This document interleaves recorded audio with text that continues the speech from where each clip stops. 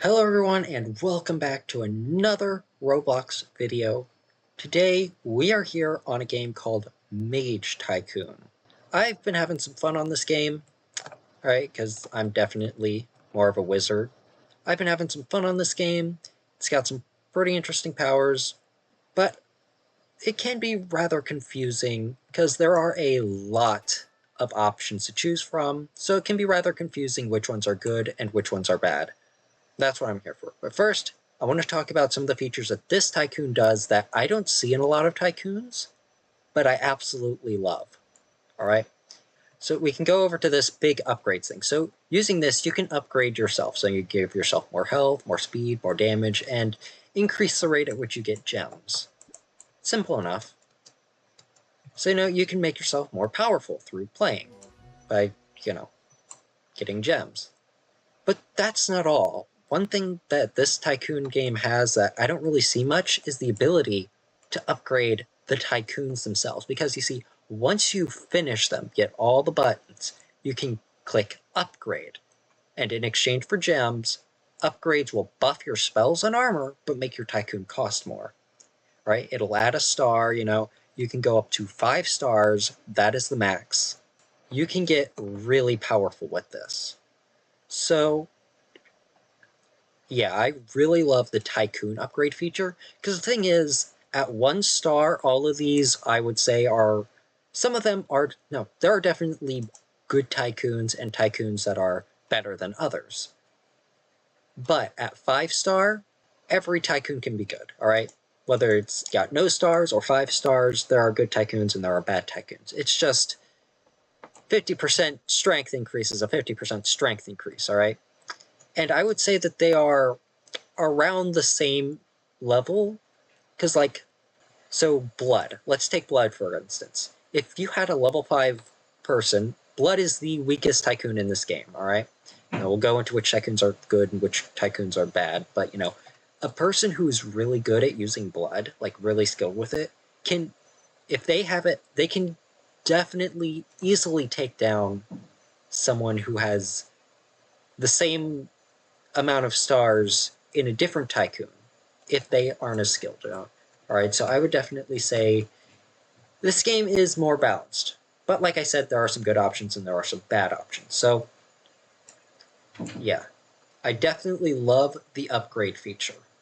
Also, now there are a lot of Tycoons in here, but you don't have to get them in order, right? You won't start out with all of them unlocked. You'll have to purchase some with gems. You'll have to unlock some through quests, and others are other ways. And then there's also event ones like the Luck Tycoon. But the thing is, you don't have to get them in any specific order. You can literally just save up for the Tycoon that you want. Alright, so that's also pretty nice. Alright, and some do cost more than others, but they aren't massively expensive. Alright, for example, Necromancer and Crystal cost the most gems, but it's really just, Tycoons like Light, Dark, Lava, and Ice, they cost 50 gems, while Necromancer and Crystal cost 500 gems. And 5 gems are not that hard to get anyway, so yeah. So it's pretty easy to save for the ones that you want. And another thing that this Tycoon does that other Tycoons don't is that each of these Tycoons has its own unique design. Like all of these designs, you've got some that aren't as good, like Lava, but then you've got some that are really good looking. Like Dragon. Alright? So yeah. Each Tycoon has its own unique design. It's a welcome change from the typical boring rectangles that Tycoon games usually have. I wish more Tycoons did this. Well, before I get into the Tycoons that are good, let me tell you the Tycoons to not focus on, alright? They may look good, they may sound good, but they aren't that good, alright? Blood. Blood is definitely the worst. So you have blood bullets. Alright, now what this does, creates a bunch of, deals some damage, which also creates these pellets that you can absorb to get health back, which sounds good, right? But this attack is very easy to dodge. I've used this on players. I've tried to use this on players. I've had players try to use it on me. It is super easy to dodge. Like, it can hit the dummy from this distance, but I've had it hit right next to me and not do anything to me.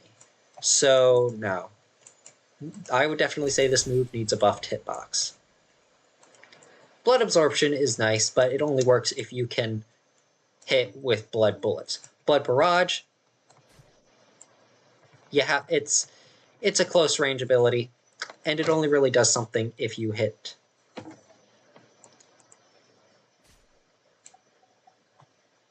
Yeah, I also think it scales up with the pellets here.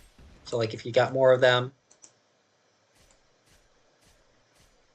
yeah, it definitely hits more, but like again, you need to be able to hit with that one, which is really hard to do.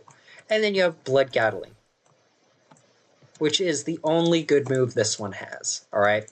Because blood barrage ain't really that good without blood bullets. Blood absorption is useless without blood bullets, and blood bullets is really hard to hit with.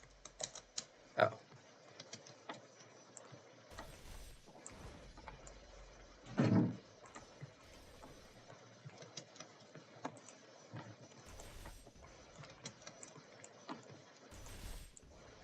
Yeah, see, he's just dodging it easily.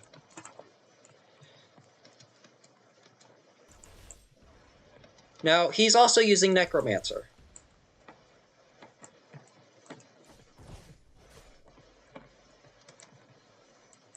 Now, I've got max upgrades, so I'm able to catch up to him easily. But if he had the same upgrades as I have, it wouldn't really.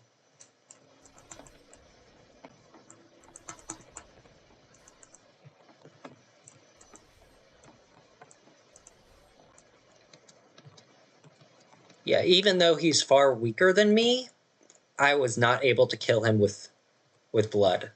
But yeah, I would definitely say blood is the weakest, because it's really hard to hit with this first move. Like a moving target.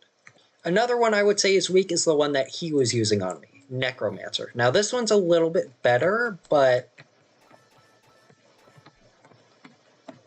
the moves also aren't good, which, and the only reason I'm bringing this up is, blood is the worst, so I definitely want to make sure you guys know that.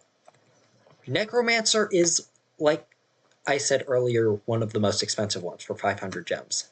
Now you got Shadow Bolt, which, honestly, not bad. Fast recharge, decent hitbox. It's a good move. Skeleton Mage creates a turret, which only does a little bit of damage and is kind of easily dodged and tanked. Then Zombie Throw.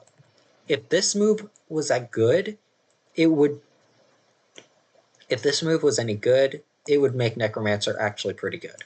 But unless they're standing still, it's really hard to hit with, just like blood bullets. It's got a really high cooldown, and it's really hard to hit. I'm able to hit the dummy because it's standing still, but I've also tried using this on players. It's really hard to hit, just like blood bullets. I was only able to hit him like twice with that. Yeah. Then we got Undead Lord, which creates this really cool looking armor that automatically targets enemies, but it doesn't do a lot of damage, and it's very slow. It also doesn't buff your health or armor in any way. So yeah, Blood and Necromancer are two I would definitely say are on the weaker end. The rest of these are alright, I would say. Some are still better than others, but I'm just going to show you guys the ones that I would say are the absolute best, because there's a lot to go over here, so I'm not going to go over all of them. So let's get into what you should do, which ones you should go for, like focus on. So you'll start out with fire, water, earth, and wind. Wind is a good starter, all right? It's got a lot of evasiveness. I wouldn't say it's the best one, but it is a solid choice. Okay, so you'll start out with Wind Cutter, which 38, it's just a standard the standard starter attack. It can be somewhat hard to hit a moving target with it, but it's got a fast recharge. Then you've got Wind Rush, which basically is a dash. This game doesn't really have any kind of dashing ability, so that's helpful for mobility. And it brings you up in the air, which is pretty good for dodging. Wind Tornado, which lifts you up. It also pulls nearby enemies into it and deals damage to them. So, it can function as a stun and as a dodge. And Wind Barrage, once again, lifts you up into the air and lets you barrage your opponent with a bunch of wind orbs. So yeah, Wind is definitely a solid choice. It's got good evasiveness, decent offensive power. It's decent in offense, really good for defense, definitely a good starter. All right, it's the one that I started with. I just think it's worth a mention. I would definitely say that the strongest starter is Earth. It's also the most vulnerable base, but anyone can quite literally get inside if they have wind. Wind can very easily get up in there. So yeah. You got Earth Shot, which, now mine is 5 stars and I have max damage, so it's going to obviously hit hard, but it's fast recharge, really good hitbox, really good AoE. It's not as hard to hit a moving target as other moves are. Then you have Earth Pillar, which is pretty good for evasiveness. This also deals damage to enemies. Doesn't pull them in like Wind Tornado, but, you can use this to get up on places or just hit with a close range attack. Heal Feel, which does just what it sounds. It heals you when you take damage, and Rock Spikes. This one basically creates a bunch of spikes in front of you. It's always in front of your character, not where your mouse is pointing at, unfortunately. So if your character is aimed this way, you're running away from someone, they're behind you. You can't just rock spikes behind you. So it hits in front of you. You got to aim it at them. And it's also a close range move. But it hits really hard. So, it has really good AoE. So it's definitely, I would say, the strongest of the starters. That's Earth. I would definitely say to start with that, but Wind is also a good option. Now, the next strongest, I would say, is Metal. All right, it's a bit more expensive. I don't remember the exact cost, but over 100 gems. This one hits hard. So you got Metal Cannon, good AoE, decent damage, not a bit higher of a cooldown than other, but, it's all right. Then you've got Metal Spike, which, also...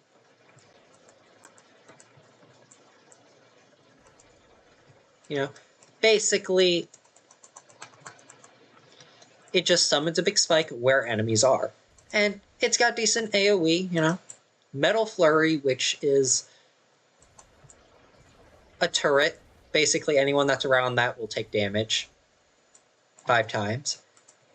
And my favorite, Metal Maiden, which is probably the best one. Because it basically fires this big orb. Anything that is within this radius will get stunned for a second, which allows you to combo it with other moves like that. You can combo Metal Maiden with Metal Fury, and you can just throw everything at them in a really short amount of time, dealing heavy damage. So Metal is definitely, I would say, an upgrade to Earth. The only real downside to Metal Maiden is that it only affects one player at a time. It only affects one target. So yeah, that is Metal. Definitely a good option. Next up, Dark. I would definitely say Dark is the second strongest of the ones I'll be showing. So yeah.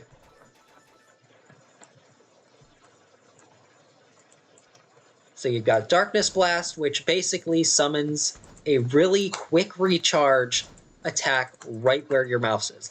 It doesn't fire something, it just happens right where your mouse is. And this is really fast. Dark Eruption is another one, but it is a little bit more dodgeable and a little bit less damage. It also has a bit of a higher cooldown, but yeah, Dark Eruption. Then we got Black Hole. Black Hole fires a black hole which pulls any nearby enemies into it, and then fires out the damage. The damage part doesn't really do much. Isn't the damaging part of Black Hole, they only take damage at the end, which the thing about Black Hole is that it only damages at the very end with that explosion. Alright, it doesn't do a lot of damage, and every single time I use it on someone, by the time it gets to the end, they're able to escape the range of it. So, like, you know, they'll be stuck in here the whole time, and then once the black hole vanishes, they'll be able to escape in time to avoid the damage. Then Dark Aura, which just raises your health and makes it hard to steal health from you.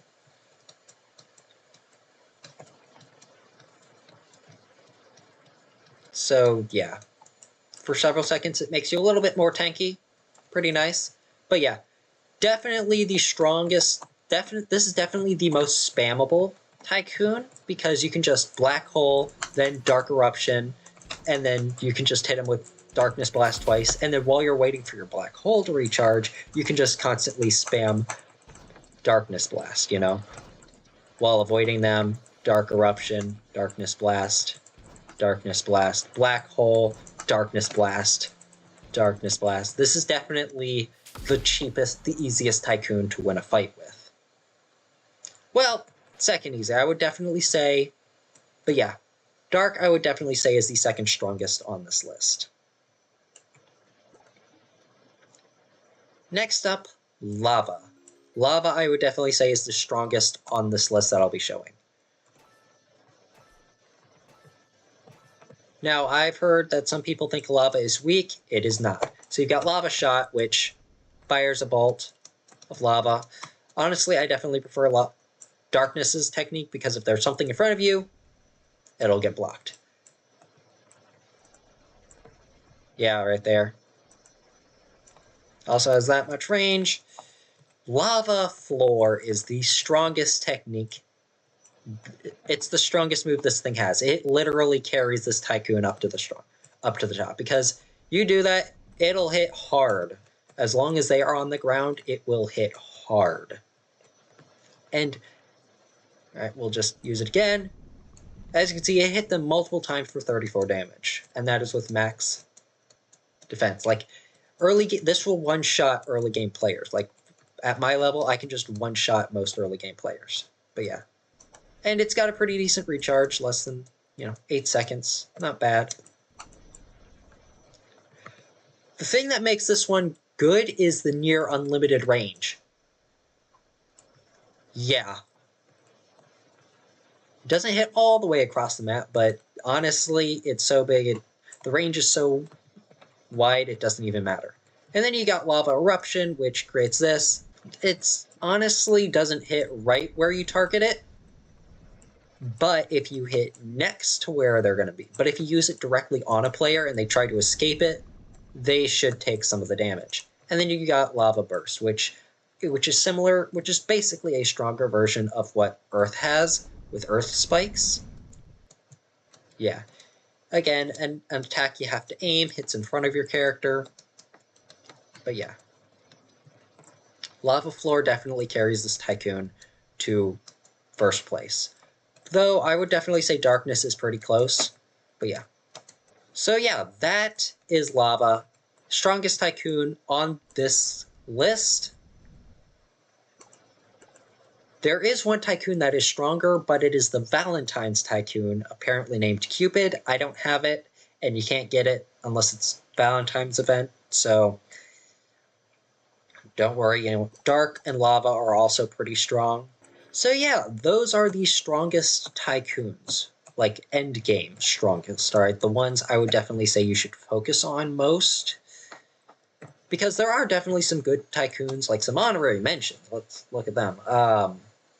Honorary mentions would be Lightning. Lightning stun, like it doesn't stun opponents, but it prevents them from using powers. Poison has some really decent damage. Music has really high damage. Crystal is pretty useful. Luck's pretty good, if you're lucky enough. But yeah, I would definitely say that Earth, Metal, Lava, Dark, and Lava are the strongest ones in the game. They're the current strongest normal ones that you can get. Alright, that aren't event ones. So, excluding Cupid, they're the strongest ones in the game. Alright, top 4. So yeah, I think we'll call it there. I really hope you check out this game. I've been having a lot of fun on it. PvP is pretty fun. Got a little bit of a taste of that. And I mean, I wasn't even using that good of a Tycoon earlier, but yeah. So yeah, I think we'll call it there. Once again, this is Mage Tycoon. Hope you guys pick it up. Yeah. So I guess I'll call it there. If you guys did enjoy or this has helped you at all, please be sure to leave a like, hit subscribe, and yeah, with that, my friends, sayonara.